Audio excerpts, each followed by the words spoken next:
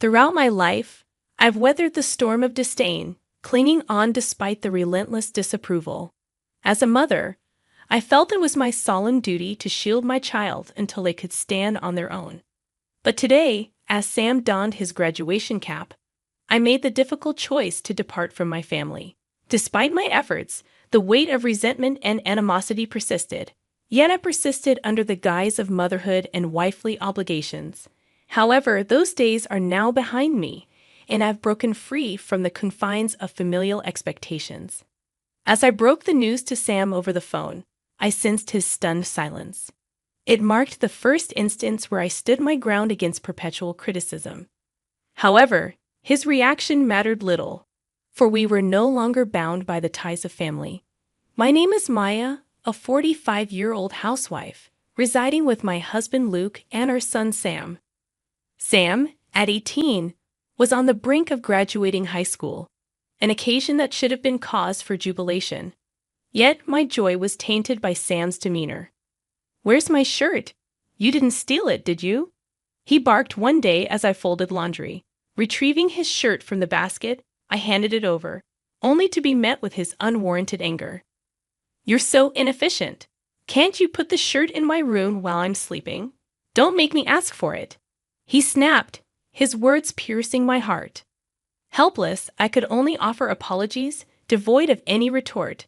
Satisfied, Sam issued a warning. "If you make me angry again, I won't forgive you. Next time, I'll kick you out of the family." His contemptuous behavior had begun 13 years earlier, when he was just 5. From using foul language to displaying defiance, Sam's demeanor had only deteriorated over time. Luke dismissed it as a phase, attributing it to the influence of cartoon villains, a sentiment that offered little solace in the face of relentless hostility. I made the decision to observe and occasionally guide Sam's behavior, aiming for a balance between correction and understanding. Unfortunately, my efforts seemed to backfire, and Sam's conduct only deteriorated. The scarcity of "thank you" in his vocabulary became more noticeable than his outbursts, making meaningful family conversations an elusive prospect. Time marched on, and now, as Sam turned 18, I stumbled upon a conversation between him and Luke 3 days ago. Shockingly, I discovered Sam's college plans post-graduation, a decision he hadn't bothered to discuss with me. It became evident that Sam leaned heavily on Luke, their camaraderie evident in their outings together. Perhaps, I thought, it was easier for men to communicate with each other. Yearning for acceptance as a family member, I harbored a deep desire to experience the joys of a harmonious family life. However, that dream remained elusive, and the pain was akin to my heart tearing apart. It wasn't just Sam pushing me away. Even Luke harbored disdain. He criticized me openly, labeling me as stupid and highlighting perceived shortcomings in my role as a housewife. Luke's attitude toward me had changed drastically since Sam's behavior took a negative turn 13 years ago. Initially, we shared household responsibilities, with Luke advocating that being a housewife didn't mean shouldering all the housework. However, after Sam's birth, Luke's active involvement waned, and he gradually withdrew from both parenting and domestic tasks. Attempts to discuss my feelings with him only led to implications that I wasn't trying hard enough. Luke's criticisms, like "you can't even clean properly," and "you haven't grown at all as a wife," echoed in my mind. Apologies and promises to improve fell on deaf ears, as Luke believed that I never made progress. The weight of his words added to the stress of not connecting with Sam. Realizing that Luke, too, saw me as undeserving of the role of a wife or family member, I felt on the verge of collapse. I endured this torment for 13 long years, teetering on the brink of breaking. I saw myself as a mother, a wife, constantly convincing myself that I must do what's necessary. I pushed myself to the brink, ignoring exhaustion and forcing my tired body to keep moving. The fear of becoming obsolete to Luke and Sam haunted me, pushing me to continue despite my limitations. As Sam's high school graduation approached, I only learned the date 3 days before the ceremony. Luke, while doing chores, asked about the clothes for the event, and I confessed my ignorance about the date. It turned out Sam had informed Luke a week prior, leaving me once again out of the loop. The reality of exclusion had become a painful daily norm for the past 13 years. Unable to recover from the constant shocks, I was looking down when Sam, with no school that day, emerged from his room. He chided me for spreading gloom, blaming me for the somber atmosphere. However, it was Sam's fault for not informing me about the graduation date in the first place. Confronting him, I learned that the ceremony was in 3 days, and his response was dismissive, claiming I wasn't going anyway, deeming me an embarrassment. His words, refusing my attendance at the graduation ceremony, pierced my heart. Despite being treated as an outsider, I had always celebrated Sam's academic achievements. Now I was denied even the right to witness his graduation. Silenced by his harsh words, I realized my heart had reached its limit long ago. On the day of Sam's high school graduation, Luke and Sam left for the ceremony without me. Sam had expressed his desire for Luke to be there, leaving me behind. Enduring this reality was no longer an option. As soon as they left, I packed my belongings and departed for my parents' house. Convinced that I could no longer endure life as part of Sam and Luke's family, I planned to take a break at my parents' house and prepare to sever ties with them.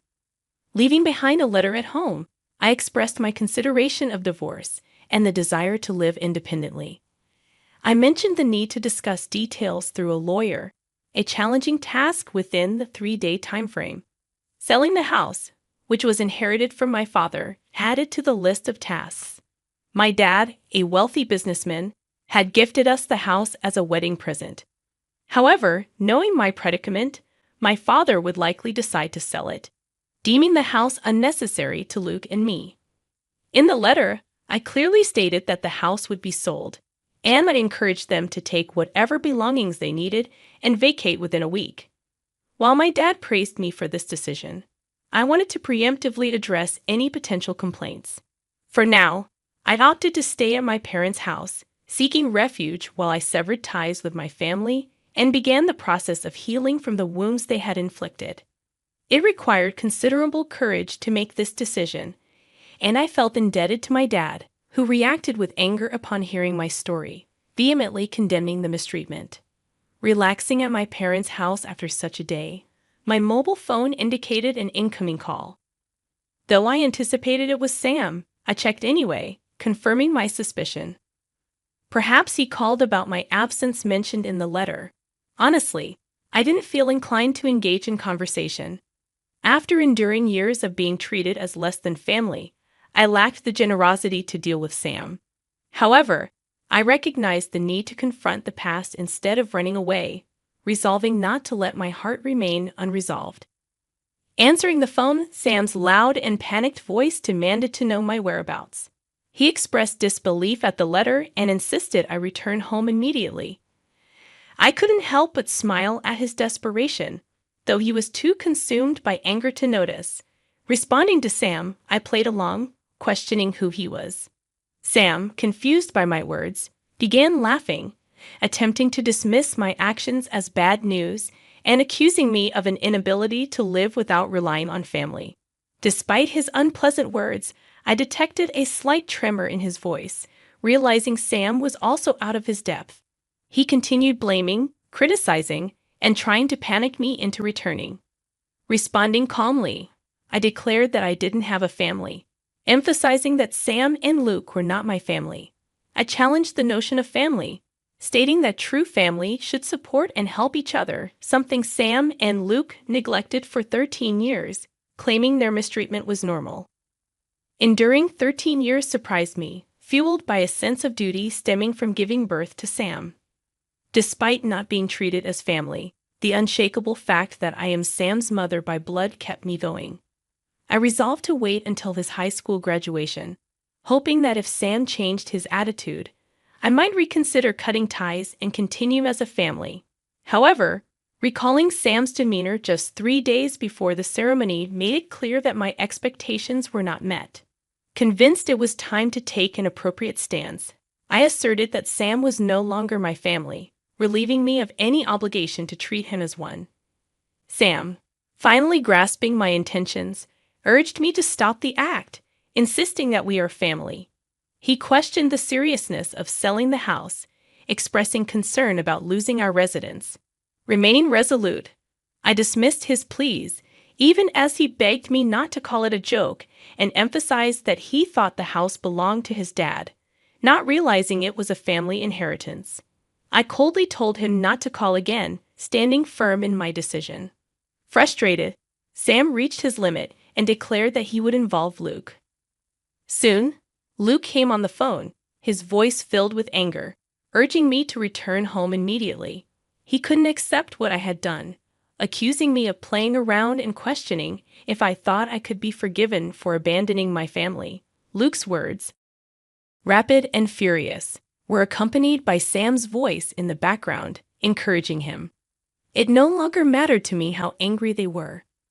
I reiterated that I was no longer their family, expressing my refusal to act like one after being ignored for 13 years. My words were harsher than I anticipated, fueled by the resentment of their selfish actions. Despite my efforts to be a family, they never treated me as one, leaving me perpetually lonely and in pain. My longing to be treated as family went unanswered for 13 years, but I couldn't easily give up on the decision I had made. Enduring for 13 years in an attempt to make it work as a family, especially as Sam's mother, led to this regrettable outcome. A dry laugh escaped me as I contemplated this pathetic result. They never respected or accepted my feelings, never reciprocating the care I showed them. Now, when it's inconvenient for them, they hastily declare, "We're family," attempting to pull me back. The convenience of it all made me nauseous. Reflecting on my decision to endure for 13 years for these people, even feeling the responsibility as a mother, I regret not being kinder to myself. Could things have been different if I had been? Perhaps there was a future where Sam, Luke, and I understood each other, forming a happy family. But that possibility is now nothing more than a distant maybe. I no longer hold any expectations or trust in Sam or Luke, and even if they were to apologize now and express a desire to be a family, I would never consider trying again with them. Enough already, I am not their family anymore. I am a stranger treated as such for 13 years, and I have no intention of coming back. Impulsively, I spoke words I never would have uttered before. Unafraid of causing trouble, they flowed out uncontrollably. I couldn't stop them. "I don't want to hear your excuses. I can't trust anything you say anymore. I absolutely can't see us continuing as a family. Write up the divorce papers. If you don't want to file them, I will. So send them to me and leave the house quickly. You wouldn't want to trouble strangers, right?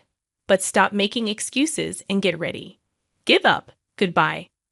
I cut off Luke even as he tried to say something because I couldn't bear to hear anything more from him or Sam.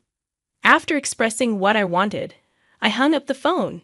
Ignoring Luke's pleas, I blocked all calls from him and Sam, even refusing to answer the home phone with my parents' permission. Finally, I managed to sever ties with a family that had made my life miserable for 13 years. They tried to reach me through friends, but I kept hiding, avoiding any contact with them. Eventually, the divorce from Luke was finalized despite his repeated pleas against it. He signed the papers without resistance when it came to court. The house, which belonged to my dad, was sold, and they had to leave. A friend informed me that after the incident with me, they started fighting incessantly. Luke's inability to manage finances resulted in Sam's college fees going unpaid, forcing Sam to give up his academic path and start working. Sam quit studying, and Luke quit his job in shock. They now live in an old apartment, seemingly withdrawn. While they continue to look for me, I have no intention of ever showing my face to them again. Meanwhile, I found a job and moved out of my parents' house. Drawing on my experience as an office clerk before marriage, I adjusted well in my new job. Soon after, I found a new place and thanked my parents for their support, moving out to a room in an apartment not too far from their house. In my new home, I am living happily now. Without good memories of my family, I've realized that being alone in this day and age is perfectly fine. I plan to live a relaxed life on my own.